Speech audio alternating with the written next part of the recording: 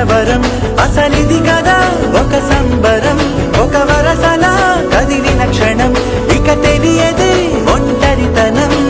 ఎన్నాళ్ళ కోరాలు కన్నోళ్ళిలా వస్తూనే పోయాయి కన్నీళ్ళిలా ఇల్లంతా మారింది సందళ్ళుగా మీరంతా ఉండాలి వందేళ్ళిలా మనవారే వెనకుంటే మరణాన్నే మరిచేది మనసంతా వెలుగేన ఇక చీకటెళ్ళింది తెల్లారి నవ్వుతోనే 10 మంది ఉండగా ప్రతిరోజు